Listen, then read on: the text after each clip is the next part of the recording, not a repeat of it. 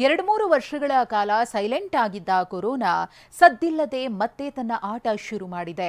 ಹೊಸ ರೂಪದಲ್ಲಿ ಸೋಂಕಿತರ ಜೀವಕ್ಕೆ ಸಂಚಕಾರ ತಂದೊಡ್ತಿದೆ.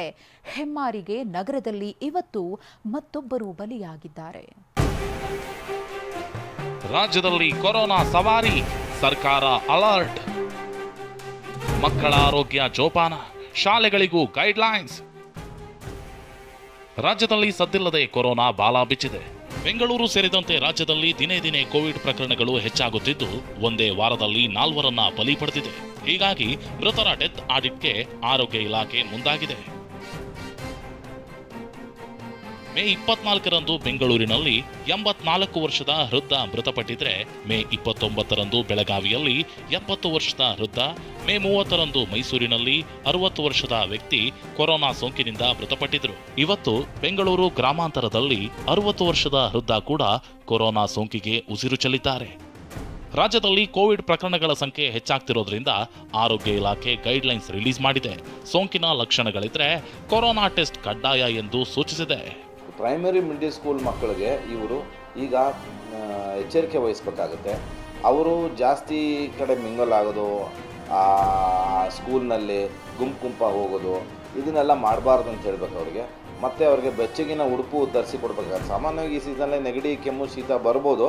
ಯಾವುದೇ ರೋಗ ಈ ಥರ ಲಕ್ಷಣಗಳು ಒಂದು 2-3 ದಿನಕ್ಕೆ ಹೋಗದೆ ಕಂಡ್ರೆ ಕೂಡಲೇ ಅವ್ರು ಏನು ಮಾಡಬೇಕು, ವೈದ್ಯರನ್ನ ಸಂಪರ್ಕಿಸಬೇಕು. ಮತ್ತು ಆ ವೈದ್ಯರಿಗೆ ಯಾರಿಗೆ ಕೋವಿಡ್ ಟೆಸ್ಟ್ ಮಾಡಬೇಕು, ಮಕ್ಕಳು ಯಾರು ಮಾಡಬೇಕು ಅಂತ ಮಕ್ಕಳ ವೈದ್ಯರಿಗೆ ಗೊತ್ತಿದೆ, ಅದನ್ನು ಮಾಡೇ ಮಾಡ್ತಾರೆ.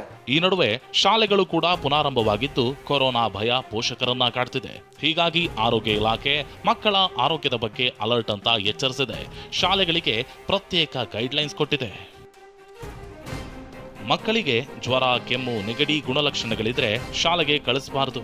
ಸಿಬ್ಬಂದಿಗೆ ಸೋಂಕಿನ ಲಕ್ಷಣಗಳಿದ್ರೆ ಎಚ್ಚರ ವಹಿಸಿ. ಶಾಲೆಗಳಲ್ಲಿ ಸ್ವಚ್ಛತೆ, ಕೋವಿಡ್ ನಿಯಮ ಪಾಲಿಸಬೇಕು ಎಂದು ಸೂಚಿಸಿದೆ.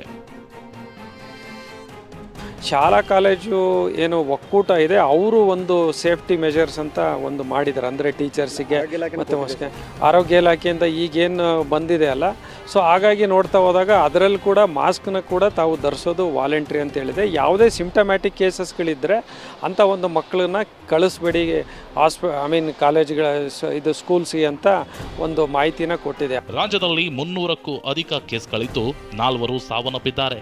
ಹೀಗಾಗಿ ಸರ್ಕಾರವು ತಲೆ ಕೆಡಿಸಿಕೊಂಡಿದ್ರೆ ಆರೋಗ್ಯ ಇಲಾಖೆ ಕೋವಿಡ್ ತಾಂತ್ರಿಕ ಸಲಹಾ ಸಮಿತಿ ಮೊರೆ ಹೋಗಿದೆ. ವಿನಯ್ ಕುಮಾರ್ ಕಾಶಪ್ಪನವರ್, TV9 ಬೆಂಗಳೂರು.